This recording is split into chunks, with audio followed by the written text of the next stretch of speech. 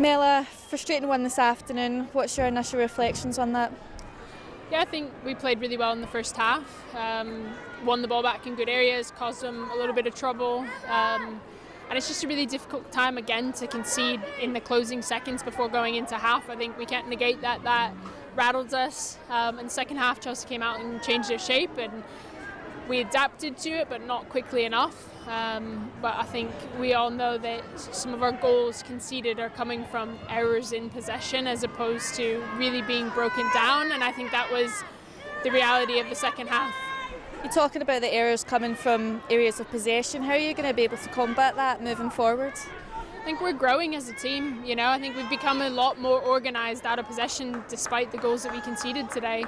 And we've become more competitive in games, but that's a growing process. It's understanding preferences, it's figuring out the best fit and relationships on the pitch.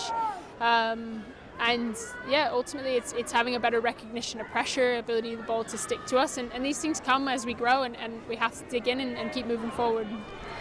Getting the opening goal so early on and the line of defence, Sophie Bagley, were phenomenal in the first half. Does that just go to show that we can compete at this level against teams of this calibre?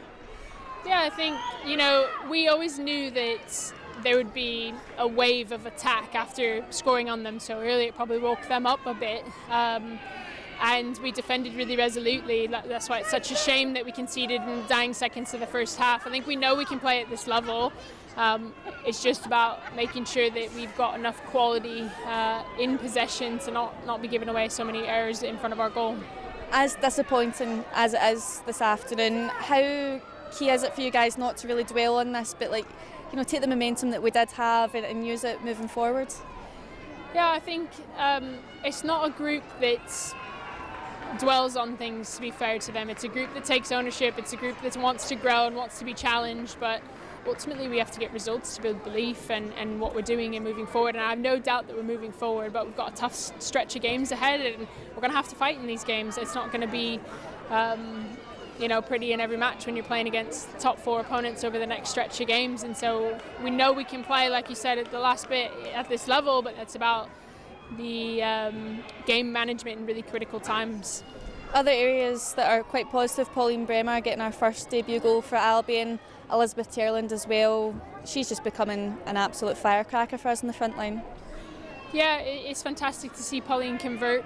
She had another opportunity that the keeper had to make a big save on that could have taken us 2-0, and she works so tremendously hard, so it's exciting to see her really start to find her feet in possession and in front of the goal. And yeah, Terry's been a real threat and a real thorn in opposition side when it comes to goals and conversions, and that's a credit to how hard she works and how focused and driven she is on her game.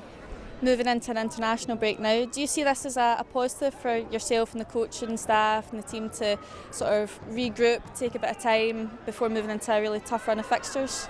Yeah, I think we break up the season block by block with international fixtures anyway, so players will have a couple of days off, the ones that are with us. Obviously we have a large number of group that go into the international window in a way, and so it's about staying focused when we come back in. I think looking at the international break ahead of the season starting, there is a real focus in professionalism going into that first Everton game, and I expect no less when we come back coming into the Manchester United game.